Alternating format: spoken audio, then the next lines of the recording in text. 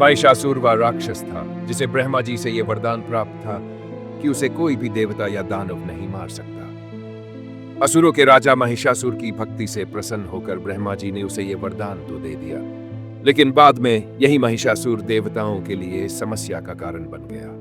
वह देवताओं को सताने लगा।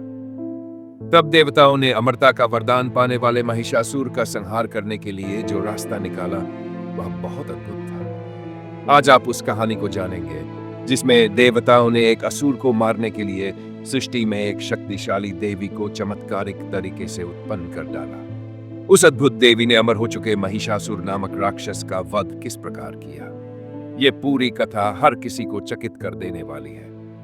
हमारी संस्कृति की पौराणिक कथाओं में जहां देवताओं का वर्णन है, वहीं असुरों की भी पर्याप्त चर्चा की गई है। उस समय के दानवों में एक था महिषासुर, जो राक्षसों का राजा था। महिषासुर का भगवान की भक्ति करने में कोई जोड़ नहीं था। एक बार तो वह ब्रह्मा जी को प्रसन्न करने के लिए हिमालय के बर्फीले जल में खड़े होकर तपस्या करने लगा।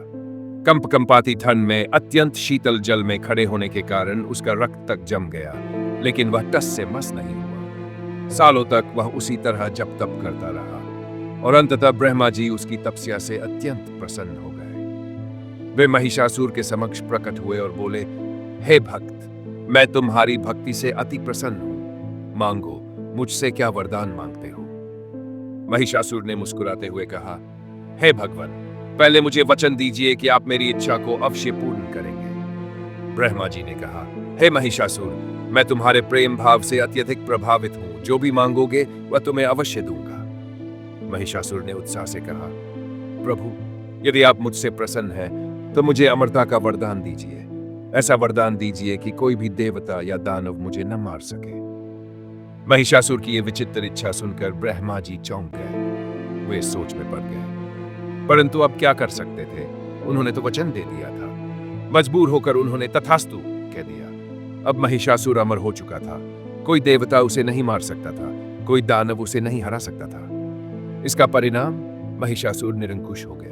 अब वह स्वर्गलोक में कभी भी घुस जाता, देवताओं को उठाकर हवा में उछाल देता।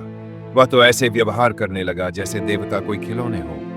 और फिर एक दिन उसने देवराज इंद्र पर ही आक्रमण कर दिया। भयंकर युद्ध हुआ, लेकिन महिषासुर के आसुरी बल के आगे इंद्रदेव हार गए। अब तो महिषासुर ने पूरा स्वर्ग अपने नियंत्रण में ले लिया। सोचिए, अब वह स्वर्ग के सिंहासन पर बैठकर खुद को देवताओं का स्वामी मानने लगा। सभी देवता उसके अत्याचारों से त्रस्त हो चुके थे। बेचारे देवता क्या करें? आखिरकार वे सभी भगवान ब्रह्मा, विष्णु और महेश के पास दौड़े दौड़े पहुंचे। लेकिन यहां भी समस्या थी। ब्रह्मा जी ने उसे अमरता का वरदान दिया था, तो उसे मारा कैसे जाए? तभी त्रिदेवों ने एक अद्भुत निर्णय लिया।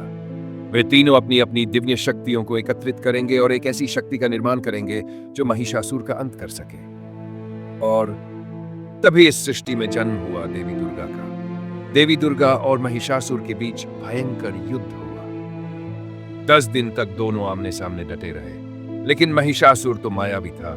उसे अमरता का वरदान था। उसे हराना इतना आसान नहीं था। तभी देवी दुर्गा ने एक युक्ति सोची। ब्रह्मा जी ने उसे यह वरदान दिया था कि कोई देवता या दानव उसे नहीं मार सकता, लेकिन यह तो नहीं कहा था कि कोई जानवर उसे नहीं मार सकता। और मां दुर्गा की सवारी क्या है? सिनी। अब महिषासुर के पापों का अंत करने के लिए मां दुर्गा अपने सिंह पर सवार होकर प्रकट हुई और फिर उन्होंने आदेश दिया, सिंह इस महिषासुर को चीर फाड़ कर खा जाओ। मां दुर्गा का आदेश मिलते ही सिंह ने महिषासुर पर भयंकर झपट्टा मारा और एक ही वार में महिषासुर धराशायी हो गया। लेकिन महिषासुर भी कम मायावी नहीं था। उसने अपने रूप बदलने शुरू कर दिए। कभी वह हाथी बनता, कभी सिंह, कभी कोई और। लेकिन मां दुर्गा ने उसे हर बार परास्त किया और अंततः जब महिषासुर ने अपना अंतिम पैंतरा खेलना चाहा, मां दुर्गा ने अपने दिव्य अस्त्र से एक ही वार में उसका सिर धड़ से अलग कर दिया। महिषासुर का अंत हो गया। उसका रक्त धरती पर बहने लगा। उसके अत्याचारों का अंत हो चुका था। यही कारण है कि आज भी मां दुर्गा के 9 दिन पूजे जाते हैं और 10वें दिन, विजयदशमी के दिन, बुराई के अंत का पर्व मनाया जाता है। क्योंकि बुराई चाहे कितनी भी शक्तिशाली क्यों न हो, सत्य और धर्म के आगे टिक नहीं सकती।